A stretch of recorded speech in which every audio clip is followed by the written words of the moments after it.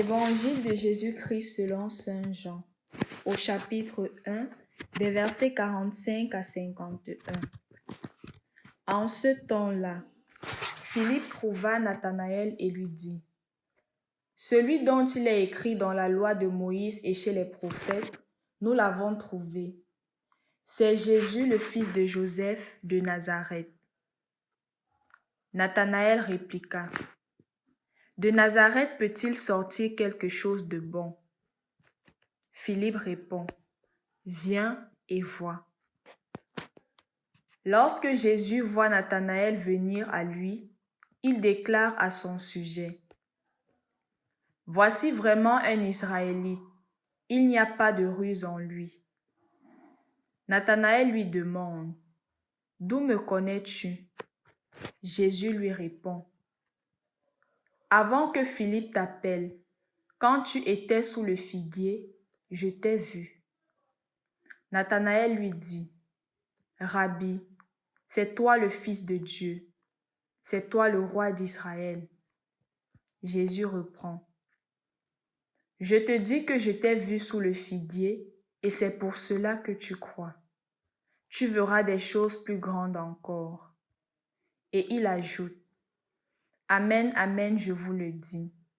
Vous verrez le ciel ouvert, et les anges de Dieu monter et descendre au-dessus du Fils de l'homme. » Au nom du Père, du Fils et du Saint-Esprit. Amen. Loué soit Jésus-Christ. Aujourd'hui, nous célébrons Saint Barthélemy, apôtre. Nous ne savons pas grand-chose de Saint Barthélemy, à l'exception de cet épisode que nous avons aujourd'hui, où Philippe, son ami, vient le rencontrer pour lui parler de Jésus. Et c'est à lui de rétorquer et de rencontrer Jésus qui lui dit: « Avant que Philippe ne t'appelle, je t'ai vu sous le figuier. » Et là, il croit.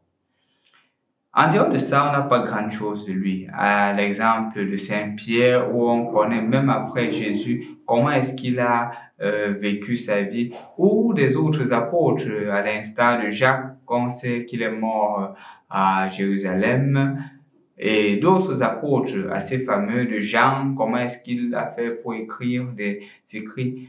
Ce que l'histoire dit de Saint Barthélemy, c'est seulement qu'il a évangélisé en Inde, pas grand-chose.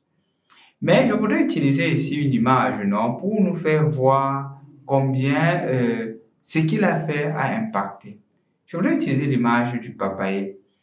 J'avais une fois remarqué qu'il y avait des papayers qui ne produisaient pas de fruits et d'autres qui produisaient le fruit. Et par curiosité, je me suis approché des experts. Je leur ai demandé qu'est-ce qui se passe exactement. Et c'était à eux de m'expliquer qu'en fait, il y a des papayers mâles et des papayers femelles. Le rôle des papayers mâles, c'est seulement de prévoir la sémence et l'oiseau vient faire le reste. L'oiseau transporte la sémence et va déposer sur le papayer femelle, ce qui produit justement des papayes.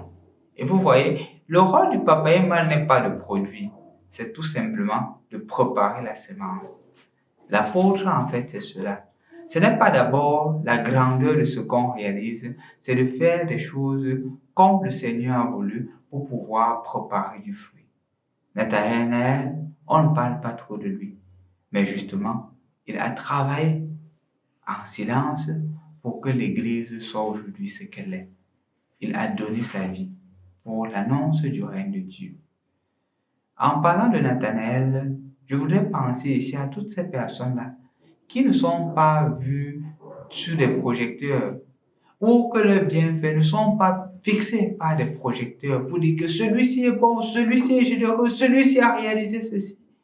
Non, ils sont justement comme ce papayer mâle. Dans la discrétion, dans la simplicité, ils accomplissent l'œuvre de Dieu. Comme Nathanaël, soit aujourd'hui cette personne-là qui, en toute simplicité, construit le règne de Dieu sur la terre comme il est déjà dans le ciel. Bonne fête à toi qui porte le nom de Nathanaël. Bonne fête à toi qui célèbre son anniversaire de naissance en ce jour où nous célébrons Saint Nathanaël. Au nom du Père et du Fils et du Saint-Esprit. Amen.